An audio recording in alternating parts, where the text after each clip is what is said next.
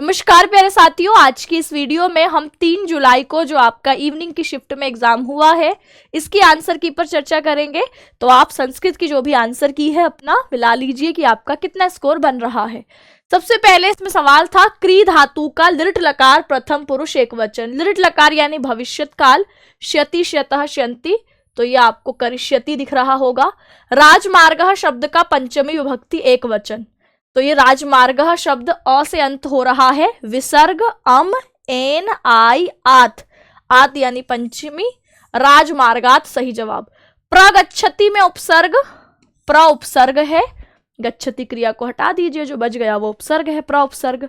गायक शब्द का प्रथमा विभक्ति एक वचन का रूप, तो गायक का भैया गायक ही तो होगा, गायक गायिकम है ना, ये आपके इस तरीके से इसके रूप बनेंगे।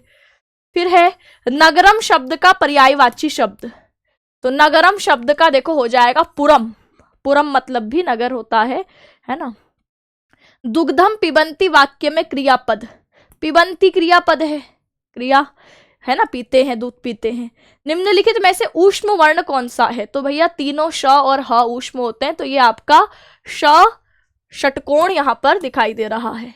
शिक्षिका छात्राभ्य निर्देशम यच्छति वाक्य में छात्राभ्य किस कारक का उदाहरण है?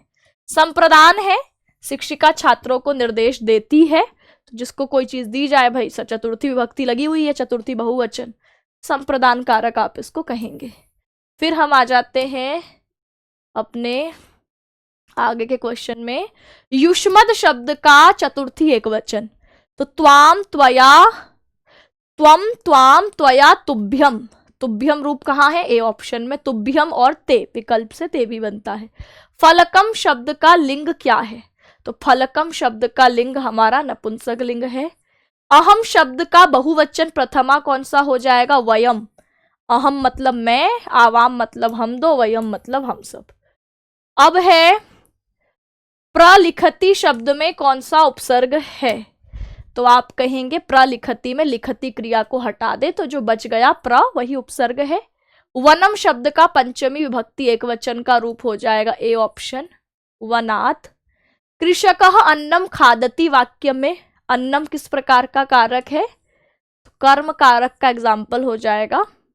देवी शब्द किस लिंग का है, तो देवी हम कहेंगे इकारांत शब्द है, स्त्रीलिंग का पद है। नेक्स्ट आगे बढ़ते हैं। सैनिकः शब्द का बहुवचन का रूप क्या हो जाएगा, तो सैनिकः शब्द का बहुवचन का रूप हो जाएगा सैनिकाः। निम्नलिखित में से अव्ययी भाव समास का उदाहरण, तो अव्ययी भाव का हो जाएगा बी ऑप्शन, यथाशक्ति।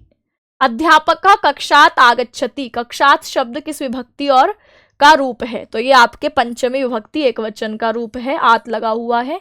दीर्घ पंथाः, समस्त पद क्या होगा? दीर्घ पंथाः, तो भाई दीर्घ पंथाः का दीर्घ पंथा ही होगा, ये आपका डी ऑप्शन हम करेंगे। यंत्र काराभ्याम यंत्रे रच्यते वाक्य में कौन सा आपके वाच्य है, तो आपके यंत्र काराभ्याम तृतीया विभक्ति द्विवचन, यंत्रे रच्यते तो आप कहेंगे रचते हैं, तो ये आपका हो जाएगा कर्मवाच्य का, कर्म में प्रथमा है ना, और ये सकर्मक क्रिया दिख रही है ना, यंत्र को रचते हैं, तो ये आपके कर्मवाच्य है, कर्ता पद में तृतीया। क्री धातु से क्ता प्रत्यय, कृतः कृता कृतम, तो ये पुल्लिंग का दे रखा है। महेशः शब्द का संधि विच्छेद, तो कहेंगे महाधन ईशः महेशः। चलिए नेक्स्ट आगे बढ़ते हैं। ये आपका छोटा सा गद्यांश था। पुस्तकालये किम पालनम आवश्यकम, तो आप कहेंगे पुस्तकालय मौन पालनम, मौन पालम लिखा है तो हम यहाँ मौनम कर देंगे। छात्राः पुस्तकालय कानि पठन्ति, तो लिखा है विविध विषयकानि पुस्तकानि, तो पुस्तकानि पठन्ति। पुस्तकालय कस्य भंडारः अस्ति, तो लिखा है आपको गद्यांश में ही मिलेगा ज्ञानस्य भंडारः, तो हम कहेंगे सी ऑप्शन ज्ञानस्य। तत्जन का सही संधि विच्छेद चुनिए, तत्जन का संधि रूप तज्जन, ये जो त है ये ज में बदल जाएगा तज्जन। धाव से तुमुन करेंगे धावी तुम, सी ऑप्शन हो जाएगा।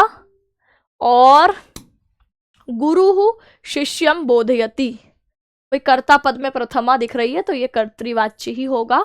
मुख और नासिका दोनों से उच्चरित स्वर क्या होते हैं? अनुनासिक। मुख और नासिका दोनों से जिसका उच्चारण हो वो अनुनासिक। हरि और एव, इसका सही संधि रूप कौन सा होगा? तो ये विसर्ग से पहले अ के अलावा कोई और स्वर हो तो विसर्ग को र में बदल देते हैं। हरि रेवह, ये आपका बी ऑप्शन इसमें बन जाएगा। ठीक है, चलिए तो अच्छा, हरि रेवह, यहाँ पर एवह में विसर्ग नहीं है ना, इसलिए सी ऑप्शन इसको सही करेंगे, क्योंकि यहाँ बाद में विसर्ग नहीं है और यहाँ विसर्ग लग गया है, तो इसलिए ये गलत है। हरि रेव, इस विसर्ग का र हो गया, र में एक जुड़ दिया, हरि रेव। ठीक, तो ये आप लोगों के क्वेश्चंस हैं, इनको मैच कर लीजिए और मुझे कमेंट में अपना स्कोर ज़रूर बताइएगा। और आपने मेरी कौन सी क्लास देखी, अगर आपने मेरी कोई क्लास देखी है तो उसका भी रिव्यू दे दीजिएगा मुझे कि आपको उस क्लास से कितना फ़ायदा हुआ, ओवरऑल क्या मार्क्स बन रहे हैं, संस्कृत में क्या मार्क्स बन रहे हैं। ठीक है, तो आपके कमेंट्स का मुझे इंतज़ार रहेगा। सभी को नमस्कार, धन्यवाद।